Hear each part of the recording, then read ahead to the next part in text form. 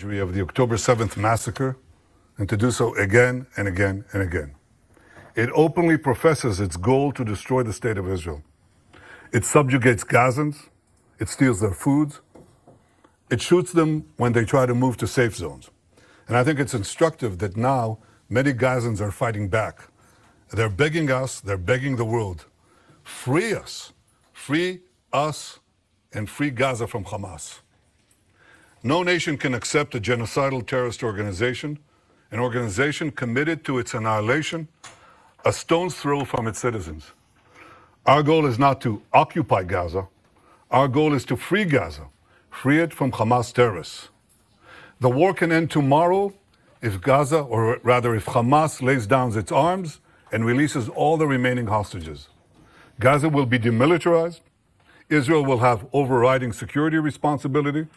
A security zone will be established on Gaza's border with Israel to prevent future terrorist incursions. A civilian administration will be established in Gaza that will seek to live in peace with Israel. That's our plan for the day after Hamas, and let me summarize it. 5 principles for concluding the war. 1, Hamas disarmed. 2nd, all hostages freed. 3rd, Gaza demilitarized. 4th, Israel has overriding security control. And 5, non-Israeli, peaceful civilian administration. By that I mean a civilian administration that doesn't educate its children for terror, doesn't pay terrorists, and doesn't launch terrorist attacks against Israel. That's what we want to see in Gaza. So it's neither Hamas nor the PA. That's our plan. Given Hamas's refusal to lay down its arms, Israel has no choice but to finish the job and complete the defeat of Hamas. Now, we've done a great deal. We have about 70 to 75% of Gaza under Israeli control, military control. But we have 2 remaining strongholds, okay? These are Gaza City and the central camps in the Muasi. That's roughly, it's schematically presented here, but it's fairly accurate. Last Thursday, Israel's Security Cabinet, instructed the IDF to dismantle the 2 remaining Hamas strongholds in Gaza City and the central camps. Contrary to false claims, this is the best way to end the war and the best way to end it speedily. We will do so by first enabling the civilian population to safely leave the combat areas to designated safe zones. In these safe zones, they'll be given ample food, water, and medical care, as we've done before. And again, contrary to false claims, our policy throughout the war has been to prevent a humanitarian crisis, while Hamas's policy has been to create it. Since the beginning of the war, Israel has let in close to 2 million tons of aid. I know of no other army that has enabled such aid to go to the civilian population in enemy territory. Now, if we had a starvation policy, no one in Gaza would have survived after 2 years of war. But our policy has been the exact opposite. We let in, as I said, almost 2 million tons of aid and sent millions of text messages, millions of phone calls to Gazans to get out of harm's way. Yet in the last few months, Hamas has violently looted the aid trucks meant to get to Palestinian civilians. They deliberately created a shortage of supply. And the UN consistently refused, until recently, to distribute the thousands of trucks that we led into Gaza through the Kerem Shalom crossing. So our problem is that we've had tons of uncollected food rotting on the Gazan side of the border because the UN was and still is unwilling to deliver all of it. Here are the tons and tons and tons of humanitarian aid that Israel led in to the Gazan side of the Kerem Shalom crossing, just sitting there because it's not distributed. So now we're going to go around this obstacle. We are going around it by doing 3 things. 1, can I show this, please? Okay. Designating safe corridors for humanitarian aid distribution. No, that's showing the problem, not showing the solution, but here it is. First, designating rather safe corridors for aid distribution. You can drive trucks there and you'll be safe. Second, increasing the number of safe distribution points managed by the Gazan humanitarian foundations. And 3, airdrops. That's airdrops done by the Israeli Air Force, and we're inviting others to join us. The result has been a humanitarian surge, which we're coordinating with President Trump and his team, and hundreds of trucks have gone in recent days. This is preventing hunger. But it's not prevented the global campaign of lies that we have all witnessed. So in Gaza, despite Hamas's obstacles, 2 million people are now getting access to humanitarian aid. But I'll tell you who isn't. The only ones that are being deliberately starved in Gaza are our hostages. This is Evyatar David. Look at his hand, at his arm. He's being deliberately starved by these Hamas monsters. And look at the Hamas captor. Look at the difference. He's eating, and he's eating well. The purpose of this news conference is to puncture the lies and spread the truth. But that distortion has been propelled around the earth, almost the way that the Jewish people were maligned in the Middle Ages. Every massacre of the Jewish people was preceded by massive vilification. We were said to be spreading vermin to Christian societies. We were said to be poisoning the wells. We were said to slaughter Christian children for their blood.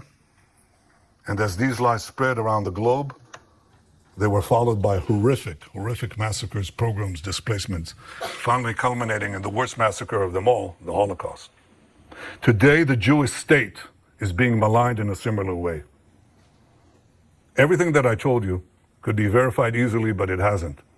And the international press has bought hook, line, and sinker Hamas statistics, Hamas claims, Hamas forgeries, and Hamas photographs. For example, these 3 children. The first one is Osama al-Raqub. He is in Italy getting treatment because Israel got him out. That's what he looks like today. He has a genetic disease that damages the lungs and digestive system. It makes it hard to absorb nutrients and gain weight. Okay? So Israel facilitated Osama's travel to Italy, where he got the medical aid that transformed his position. The second one is Abdul Qadir. He suffers from a genetic neurological disorder, spinal muscular atrophy, a degenerative condition that causes muscle wasting, weakness, and severe weight loss unrelated to nutrition. This was the real cause of his frail appearance, not starvation. In fact, he was treated in Israel in 2018. Doesn't help because it's a congenital disease and it defies most treatment at least. The third one is the most celebrated one. This is a New York Times cover photo. It's on the front page of Muhammad Zakaria Ayub and his mother. Muhammad Zakaria Ayub is suffering from a genetic illness, which you're familiar with. It's called cerebral palsy. His mother is well fed, and his brother is healthy. I'm looking right now into the possibility of a governmental suit against the New York Times because this is outrageous. Of course, the correction was postage size. I don't know where it was buried. But this is outrageous. These are the 3 most celebrated photos, and they're all fake. It's the kind of malignant lies that were leveled at the Jewish people in the Middle Ages. We won't suffer. We won't allow it to go unchallenged, and this is the purpose of this press conference. I hope that you open your eyes to a simple fact. Hamas lies. Now you can ask me any question you want. Thank you, Prime Minister. Could you give us, please, a timeline when you expect to conclude the new expansion of the new offensive? And if you can give us a few more details about how you're going to provide about this humanitarian surge and how GHF is going to be involved in this. Thank you. Well, the timeline that we set for the action is fairly quickly. I mean, we want to, first of all, enable safe zones to be established, facilities to be brought to, so the civilian population in Gaza City can move out, as they moved out in Rafah, by the way. You remember in Rafah? There were 1.4 million people.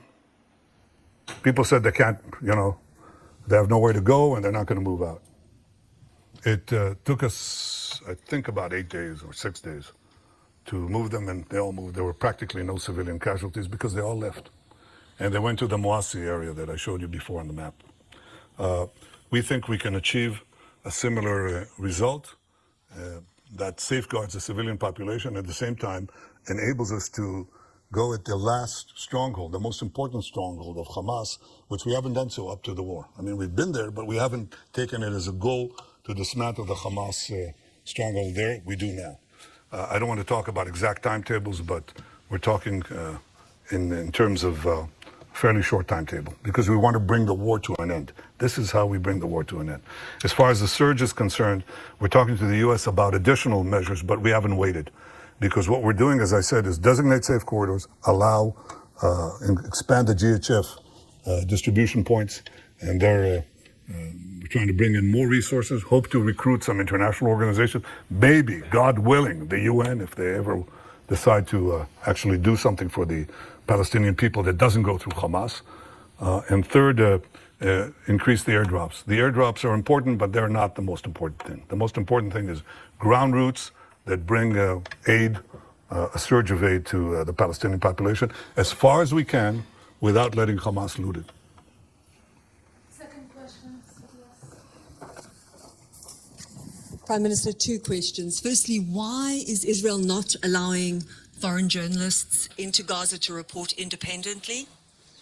And secondly, President Trump has said there is real starvation in Gaza. Do you disagree? Yeah, on the first question, in fact, we have decided, and I've ordered, directed the military to bring in foreign journalists, more foreign journalists, a lot. There's a problem with assuring security, but I think it can be done in a way that is responsible and careful to preserve your own safety. So the directive has been since, when is it? 2 days ago. From what you're telling me, it hasn't yet been implemented, but it should be, because I think you should see it.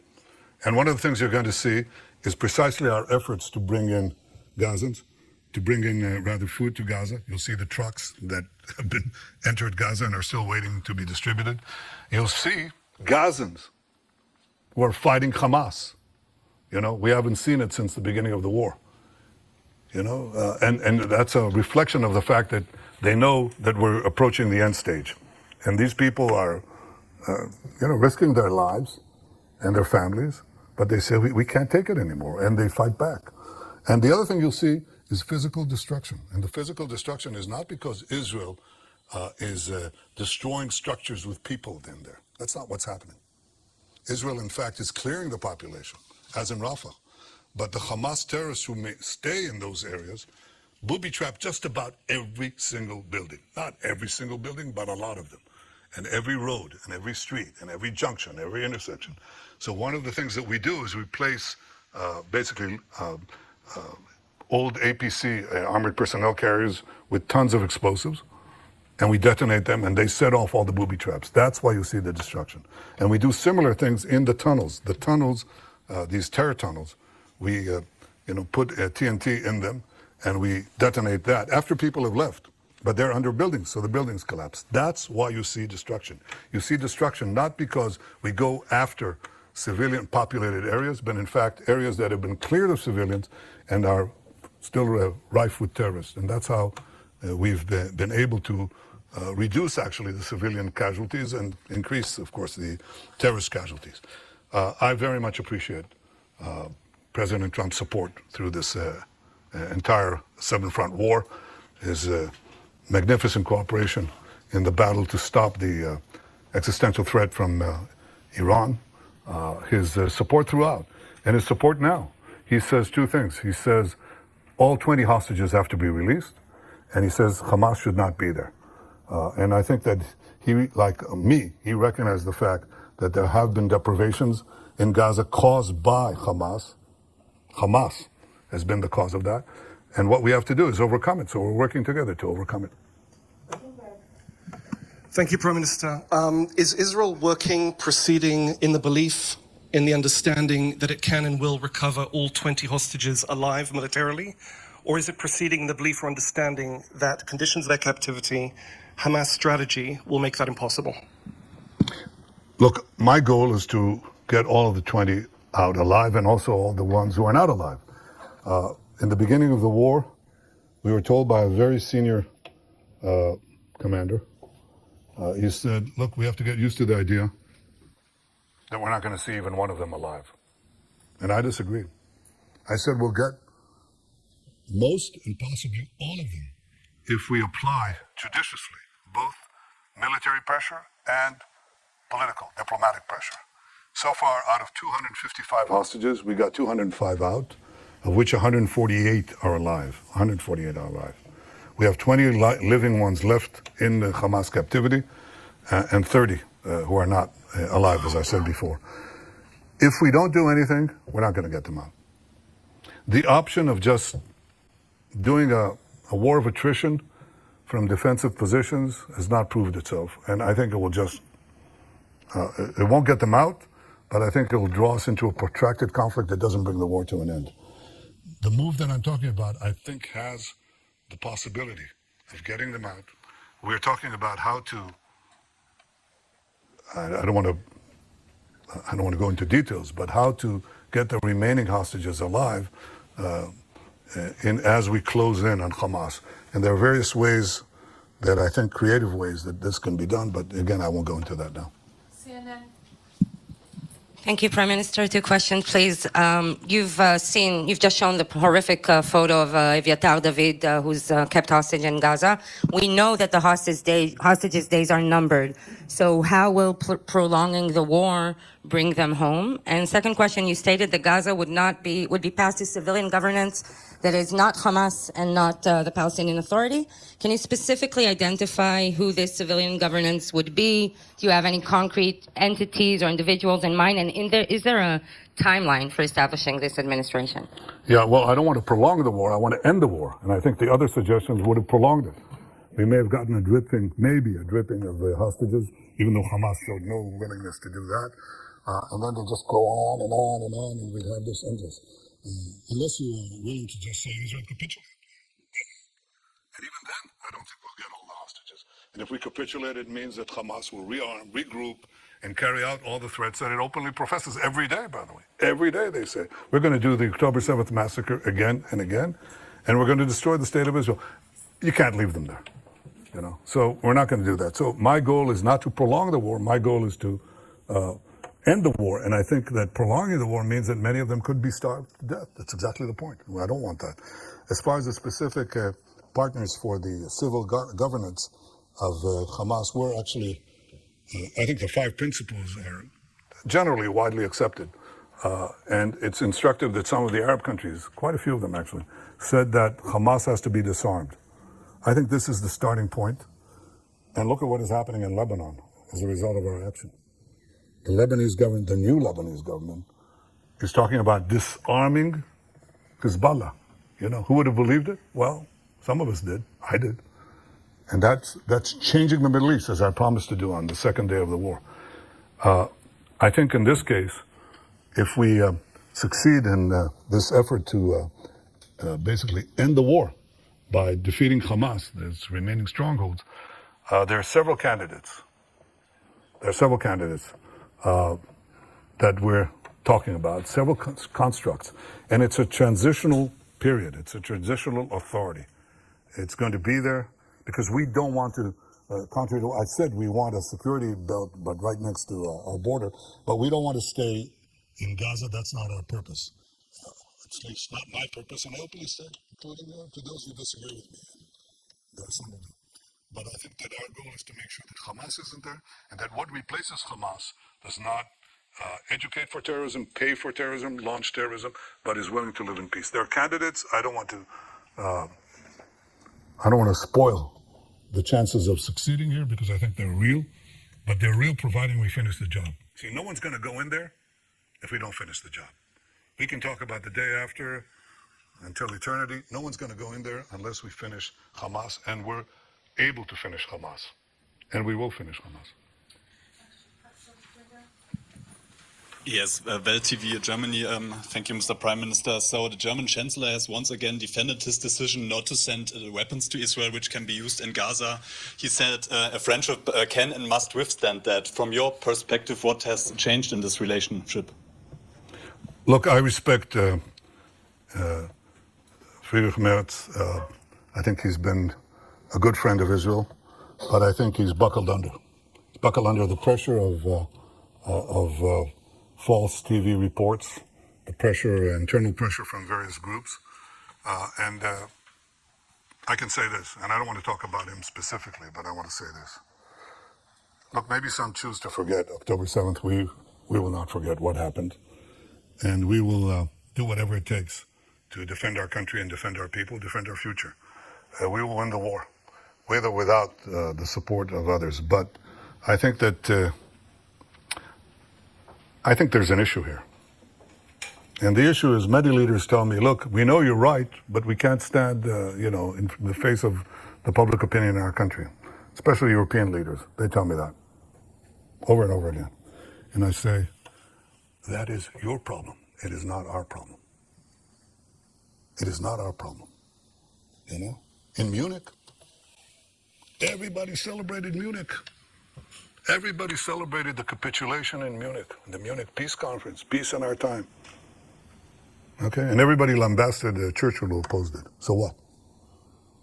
The difference now is maybe they thought then that there was a real chance for peace by succumbing to the Nazis. But I don't believe anybody seriously thinks that now. And we're facing neo-Nazis. You know, Chancellor Merz's predecessor was here. Okay, and he on the first or second day of the war, he was there on the first days of the war. And he said to me, they're exactly like the Nazis. And they are. And we're not going to leave. We're not going to leave the remainder of the Nazi army, in the equivalent of Berlin.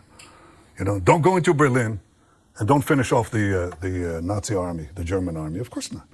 I mean, that's what people are telling us to do. And I'm not going to do it. And the Israeli people are not going to do it. We're going to do it. And we have enough criticism within. But the majority of the people, if you really check it, the majority of the people say that's a result we can't afford if we want to live here. So we're going to do what we need to do. And I hope that Chancellor Merz changes his policy. And you know when he'll change his policy, for sure? When we win.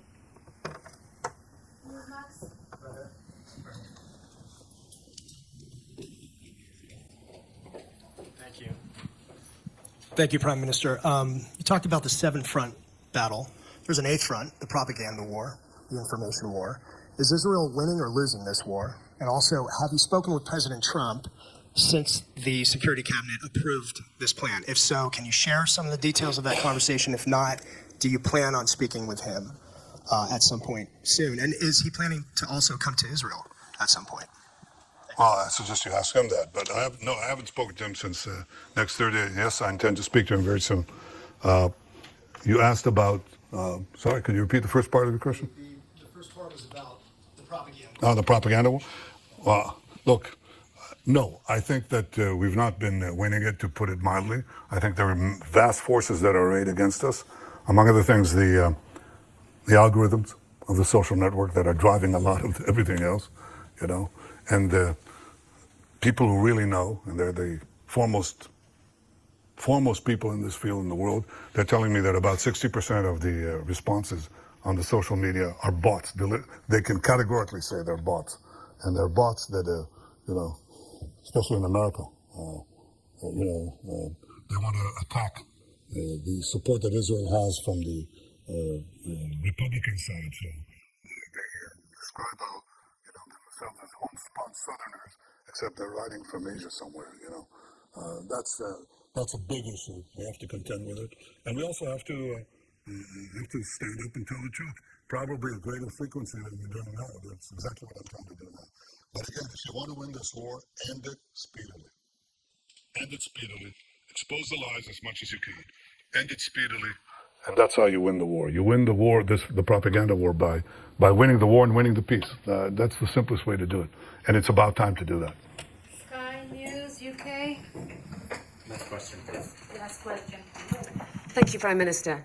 Given what the IPC says is the unfolding spectre of famine in the Gaza Strip, would you accept that your 11-week blockade, complete blockade on Gaza, played a role in that? And also, given the killings that we have seen at the JHF aid sites, how will you guarantee that that kind of disaster will not happen when you have 1 million more people displaced? Thank you. Well, number one, the problem that we had was trying to stop Hamas looting. There's no question there was Hamas looting. Everybody saw it. You could see it. Hamas terrorists taking over trucks and so on. We try to do two things simultaneously. Stop the trucks and bring in the trucks through the GHF distribution points. Okay, it wasn't successful. And it wasn't successful, among other things, because Hamas interdicted also the GHF program, the distribution point. So Hamas created this problem, and it was directed against us. Immediately, we have a starvation policy, which is completely false, any more than we have a genocide policy, which is equally false. We don't. Not this, not that. I don't know of a country that texts millions of messages to civilians to get out of harm's way, giving up the element of surprise, or calling them individually on cell phones, yet Israel is accused of genocide. It's absurd. Or starvation policy. But there was a problem of deprivation, no question about it. And so we had to solve it. And the way we solve it is the way I described it to you. And there are now not zero trucks, but at least I think last time I checked, hundreds of trucks that went into Gaza. That's alleviating the situation. Now we want to increase the number of distribution sites.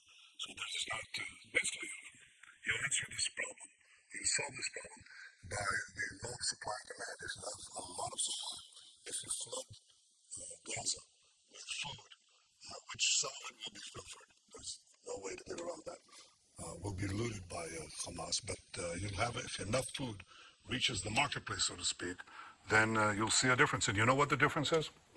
How do we know for sure there's a difference? Because we monitor, as any one of you could, the price of food in Gaza. It's plummeted. It's plummeted ever since that we decided to take to do the humanitarian surge, and it'll plummet more if other countries join us. So I called on other countries to join in the airdrops. I actually called them to help persuade the UN to move those trucks, because every truck that goes in brings down the price of food. That's what happens. And when you have no shortage like that, then you don't have also the crowding around distribution points. And by the way, a lot of the firing was done by Hamas, seeking to have response by our forces, and very often they didn't. They held back. They stayed their fire, even though their own lives were on the line. Yeah. We're done. Thank you, Prime Minister. We're done? Well, I couldn't resist that one. Thank you. Matthew Doran from ABC Australia. Oh, okay. Matthew Doran from ABC Australia. You've Yeah. seen countries such as the UK, Canada, France say that they will support Palestinian statehood in the next short while. You've described that as a reward for Hamas here. Other countries like Australia are also walking down this path, not quite there yet. How much of this is a reward for Hamas, and how much of it is actually countries like those who have repeatedly said Israel does have a right to defend itself, but are now struggling to stomach what they're seeing you and your military doing in Gaza? Well, first of all, those who say that Israel has a right to defend itself are also saying, but don't exercise that right. When we do what any country would do faced with this genocidal terrorist organization that has performed the worst attack on Jews since the Holocaust, I think we're actually applying force judiciously, and they know it. They know what they would do if right next to Melbourne or right next to Sydney you had this horrific attacks. I think you would do it, at least what we're doing, probably maybe not as efficiently and as precisely as we're doing it. We've lost quite a few soldiers in that effort. But that's the first thing. I think that the second thing you ask is Palestinian state. Well, the assumption, the prevailing assumption in this is that the problem that we have with the Palestinians is the absence of a Palestinian state. And if they were given a Palestinian state, they would stop the efforts to destroy the Jewish state. But the Palestinians were offered a state many times, including in the partition resolution, and they turned it down. They were offered statehood by my predecessors with lavish concessions. They turned it down. Because the Palestinians are not about creating a state, they're about destroying a state. That's why they opposed the Jewish national movement to create states called Zionism. They opposed it before the inception of the Jewish state, and they've opposed it since. They've opposed it when they had the Judea and Samaria, the West Bank, and Gaza in their hold. They didn't say, let's create a state there. They didn't say that. Because again, their goal is the destruction of a state. It defies imagination or understanding how intelligent people around the world, okay, including seasoned diplomats, government leaders, and respected journalists, fall for this absurdity. It's so easy to verify, you know? And look at the PA, okay? Look at the Palestinian National Movement today is divided, okay? Divided between two forces, okay? The Palestinian Authority in Judea and Samaria and Hamas in Gaza, okay? Hamas in Gaza had a de facto state. It had a state. And it used it to launch a war of terror against Israel because their doctrine is that the destruction of Israel should proceed with forceful and direct military and terrorist moves. That's what they did on October 7th. And that's what they'll do again if we don't destroy them. The Palestinian Authority, on the other hand, says no. First, Israel has to be reduced to indefensible boundaries. You've got to get them out with the ICC, with the UN, with the Security Council resolutions, drive them to indefensible boundaries, and then deliver the blow. Because Israel is too strong in its present configuration. These discussions are open, they're held. Anybody, you don't need Israeli intel for it, believe it. Okay? You can just scour the web, you'll find it, okay? So they have no difference about the goal. That's why the Palestinian children in Judea and Samaria and the Palestinian children, that is the Palestinian children under the PA and the Palestinian children under Hamas, are educated with exactly the same textbooks. That's why the PA calls its public squares against mass killers of Jews. That's why they have pay for slay. The more Jews you murder, the more you get paid. Or your family gets paid. I mean, so that's the crux of the problem. The real reason that this conflict persists is not because of the absence of a Palestinian state, but the persistent Palestinian refusal to recognize a Jewish state in any boundary, okay? Now, when you give them a Palestinian state, when they haven't abandoned the goal of destroying the Jewish state, all you're doing is you're bringing the next war closer. Again, Hamas had a state. You just brought the war closer. And if you did the same thing in Judea and Samaria, right above Tel Aviv, enveloping Jerusalem, some say cutting Jerusalem into two, that's all that's going to happen. You're going to have the radicals again take it over, Iran take it over, and start a state from improved boundaries, start a war with improved boundaries. That's not going to happen. I think the solution to this problem is that the Palestinians should have all the powers to govern themselves in the places where they live and none of the powers to threaten Israel. They should obviously reform their whole education system. They should reform their whole historical outlook and say, all right, we accept that Israel is here to stay, not as a fact, as a physical or geographic fact, but as a fact of historical equity. If they want to live here next to us, they have to stop seeking our destruction. And to give them an independent state with all the trimmings, okay, is to invite a future war and a certain war. And that's something that today the Israeli public forcefully opposes. Before the war, by the way, it was about, two-thirds in the overall population. Probably 60-40, or even more, in the Jewish population. But now it's changed more dramatically. I mean, we had a vote in the Knesset a few months ago about the possibility of, having a Palestinian state, and the result was 99-9. 99-9. That covers a very broad spectrum. And today, most of the Jewish public is against the Palestinian state for the simple reason that they know it won't bring peace, it'll bring war. To have European countries and Australia march into that rabbit hole, just like that, fall right into it, and buy this canard is disappointing, and I think it's actually shameful. But it's not going to change our position. Again, we will not commit national suicide to get a good op-ed for 2 minutes. We won't do that. Thank you. Thank you very much.